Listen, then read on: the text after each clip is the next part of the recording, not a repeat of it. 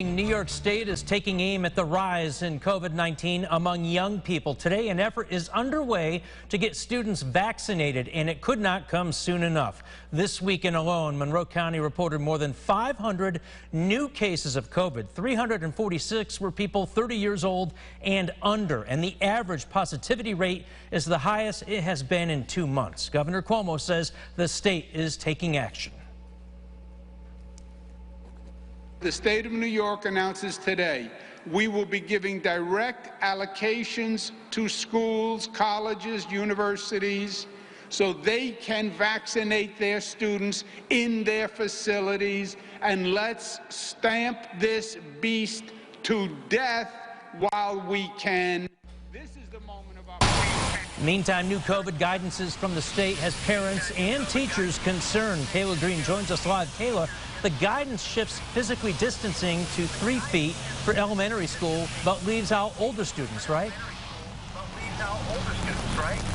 Yeah, John, that's exactly right. Some parents I've talked to say that they feel this new guidance is actually more restrictive than the old guidance. They say that they're happy elementary students will be able to go back, but middle and high school is actually going to depend on the community's transmission rate. Now, the new guidance says elementary school students can now be separated by a minimum of 3 feet.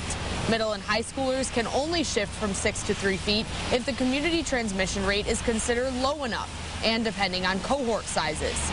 Monroe County Superintendent's Council President Kathleen Graupman says currently Greece is technically in a red zone with higher community transmission.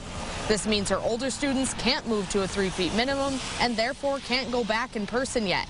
She says she's frustrated we're basing reopening on community transmission rate when it's been shown that schools can remain open safely even when community rates go up. Nicole Feltz has 2 kids in elementary school in Penfield, and they'll be able to go back, but she says she wants all kids back in person. It's disappointing, and I think it's shocking because I'm not sure that we're ever going to get to a point where that community spread meets the guidelines for the secondary kids to go back. And, you know, I worry about their mental health. I'm frustrated by the timing. I'm frustrated that we have reached out to the state over and over again throughout this entire year. That initial guidance was designed and given to us in August of 2020. And as the science changed this year, as we learned more, as we proved more in terms of the success we were having with having kids in school and knowing how important it is to get them back in school, nothing changed. And then to drop this Friday at 5 o'clock is just insulting.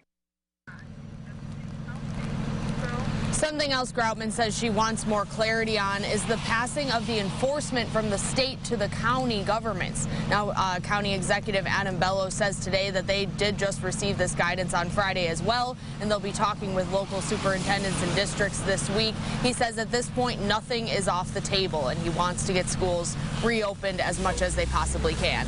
Live in Penfield, Kayla Green, News 8. All right, Kayla, thank you. Certainly a lot to absorb. The guidelines say a 6-foot distance will always be required between adults, between a student and an adult, during meal times and in common areas outside the classroom.